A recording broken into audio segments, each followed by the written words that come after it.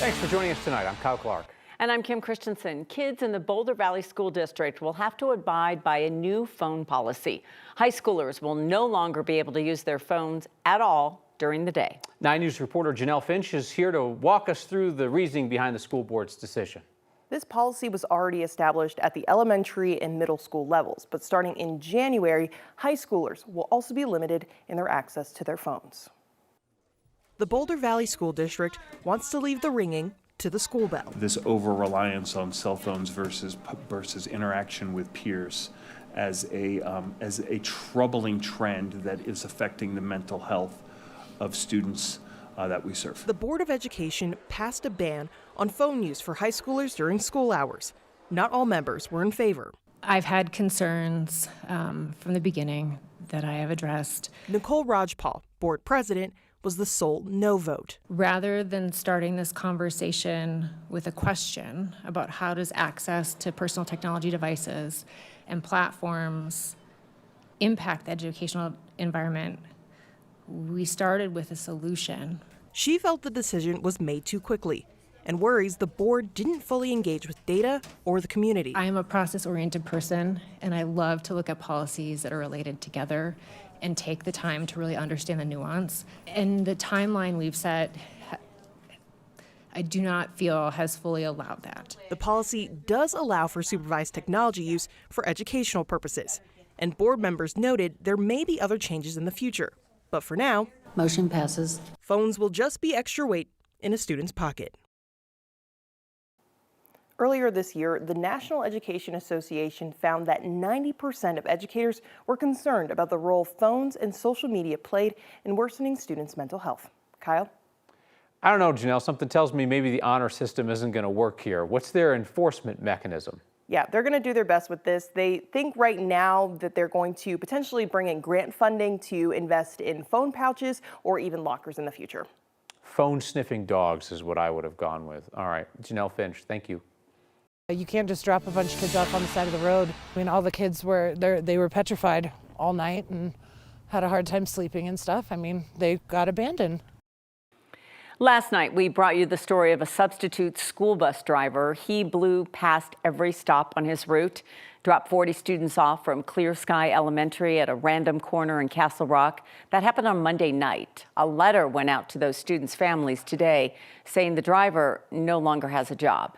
That man, Irving Johnson, reached out to 9 News. He told us he was unfamiliar with the route and his tablet wasn't working. Irving told us he regrets letting those students off and leaving them all alone as the sun was going down and the temperature was dropping. But he claims he never told them to get off the bus. They get out of the bus and then I realize, you know, they're all here and they're not home. And what am I to do? And I made a mistake. I drove off and went back to the terminal. And what I should have done was get out of the bus. No, I just would like to apologize. I'm sorry. I wish I'd done better.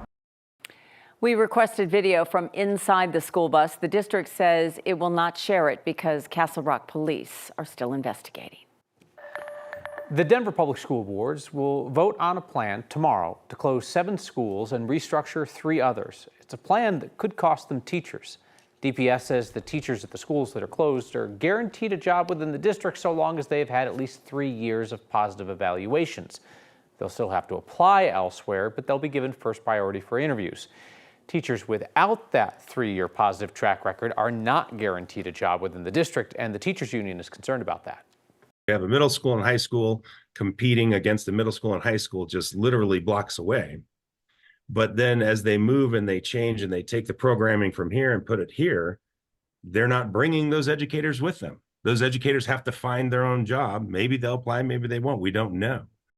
The school board is scheduled to start discussing this at 4:30 tomorrow afternoon. We'll keep you updated on the vote. Just into us here, Boulder Fire is responding to a small wildfire on Flagstaff Mountain. They say they mostly have it out. The firefighters are basically doing mop-up duty at this point. It's not clear if it caused any damage on Flagstaff. Boulder Fire says they will have more details for us as soon as their personnel clear that scene. It ended up being a pretty nice day around the metro area after a really cold start. Denver dropped down to 15 degrees this morning. That's the coldest morning since March 26th.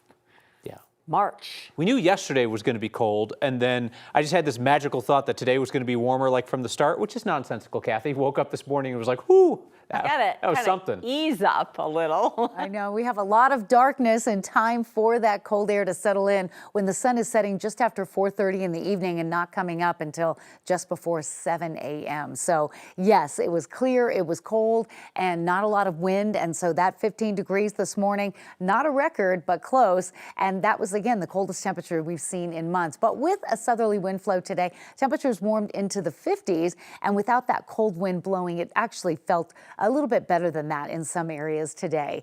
Headlines include gusty mountain winds again tonight, warmer, drier weather for Denver for a couple of days ahead of a change in the extended forecast, including the holiday week coming up next week. We do have temperatures back to 32 in Denver now, 19 in Lyman, and 21 in Kremling. The wind's still going pretty good outside of Allens Park, Netterland, Kenosha Pass, and Loveland Pass. And we're looking at high and mid-level clouds coming in ahead of a major Pacific storm that's dropping historic rain and snow and hurricane force winds. That's the system we're tracking for Colorado for the weekend. Not a lot coming into Colorado tonight or tomorrow ahead of it, but we do have snow in the mountain forecast for the weekend. So another chilly night coming up, not quite as cold as last night, and then a nice warming trend, but there is snow to talk about. Those details just ahead. A driver believed to be responsible for a crash in Thornton that killed 4 members of the same family has died.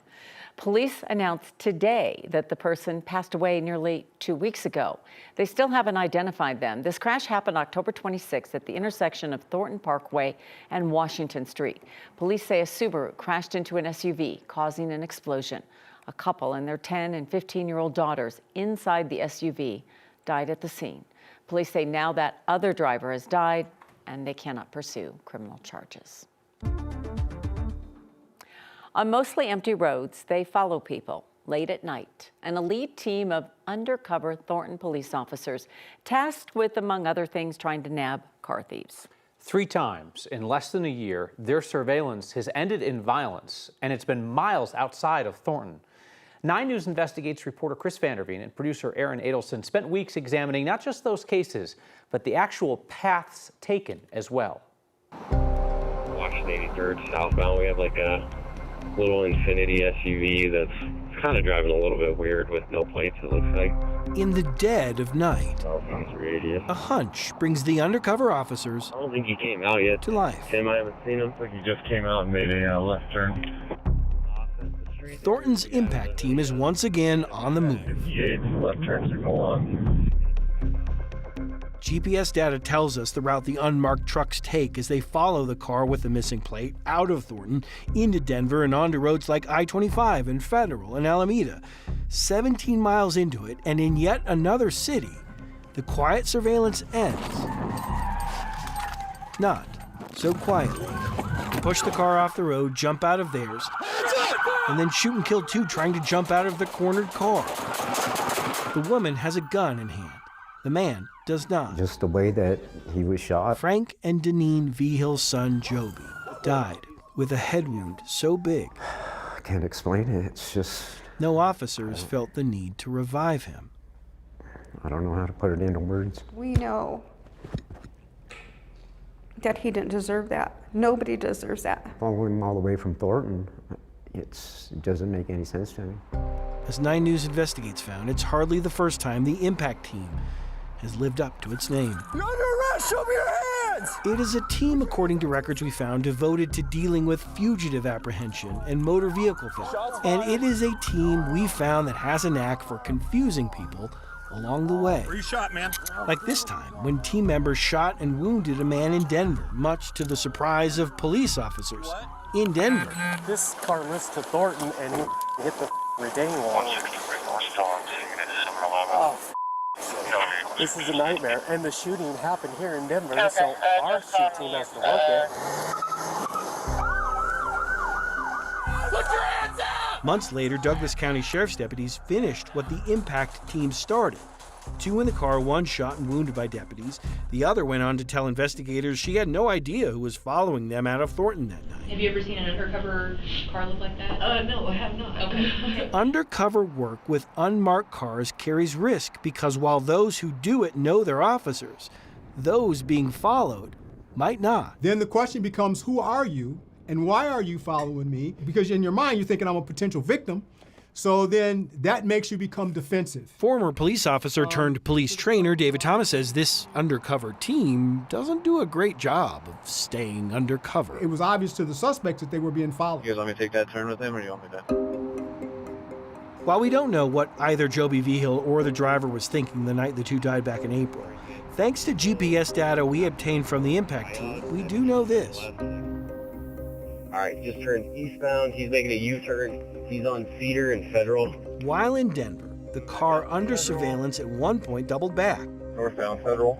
Back north on Federal, west on First, south on Hooker, east on Ellsworth. Okay, we just made a left turn coming back your way. South on Federal again, and then west. Now far right lane coming up to Alameda. On Alameda.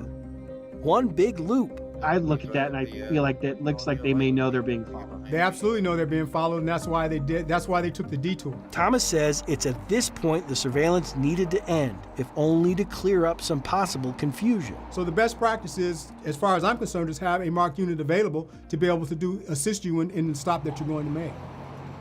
That never happened. The surveillance continued until it came to a stop near the intersection of Alameda and Sheridan, when someone in the surveilled car made it known they didn't like being followed. Shots fired, shots fired. Track copy, shots fired. I'll get Denver emergency. Only then did officers turn on their lights and sirens and body cameras, which is why we know precisely what happened when this reached 2nd and Garrison in Lakewood. Thomas says officers had the right to shoot the woman. Hey, that gun is right there. The driver who had the gun in hand when she jumped out. I have no problem with that one. He doesn't feel that way when it comes to the shooting of an unarmed Joby Vigil. That's where we get to it starts to fall apart to me. Basically, there should have been two actions that happened in this shooting. There should have been one that dealt with the female that was armed and one that dealt with the male who they had no idea what they had. The local district attorney has yet to decide if this was a crime. Weeks ago, Thornton police did tell us they'd talk to us on camera. We're happy to meet with you to answer some questions.